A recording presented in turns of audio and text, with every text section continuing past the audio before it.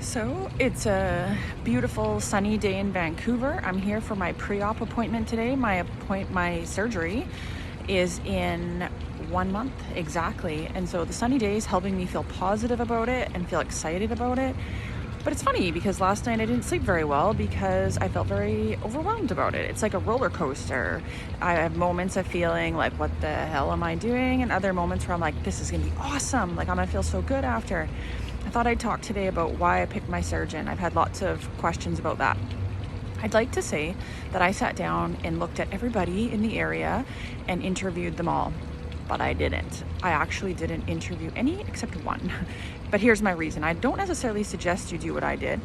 I think that that's the benefit of working in the industry in some ways, is that I've kind of been around other people that have had the surgery. I know how much work it is leading up to it.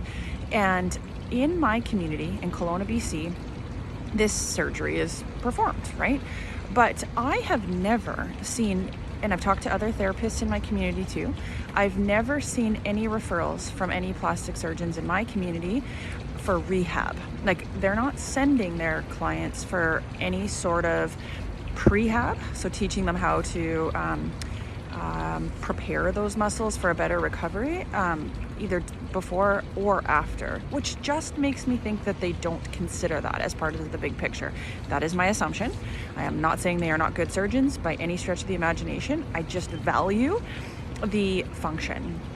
And so that is one big reason. And I didn't want to go I wanted to go to someone that saw the big picture. And so it was worth it to me to drive 4 hours to Vancouver, where I've heard excellent things about a surgeon here that works very closely with therapists and, sends them off for therapy after. And so and I had heard such great things from therapists that worked with his patients after.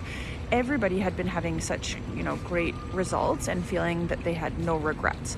So I started with him and I thought, I'm going to just go meet him. And I still wasn't convinced. I was like, I don't know if I really need this. And so I drove down for a consult, and I had a list of questions. And I asked him, first of all, do I really need this? And I thought he did a really good job. He didn't sit there and look at me and say oh, well, you need work done everywhere. Like, you need to have your breast done, you need to have liposuction. Like, he didn't pick me apart, which I was actually really nervous about. He kind of asked me what was my motivation for having it done. And I explained to him that I felt like my body was holding me back a bit and that I had plateaued in my rehab. And he explained it to me. Well, we talked about how he's like, picture that you need to have your ACL repaired. You can choose whether or not you have your ACL repaired. You don't have to have it repaired. But what might you notice over time is that, you start to shy away from taking the stairs. You're always taking the elevator. Or when your family goes skiing, you choose the green runs while they're doing the blue or the black runs. And that's exactly what I'm already noticing, is that my baby, my body. And that really kind of spoke to me. I understand, oh yeah, this is totally my choice. He wasn't pushing it on me at all. And loved that he was considering that, because at the end of the day, I want to be able to push my body after.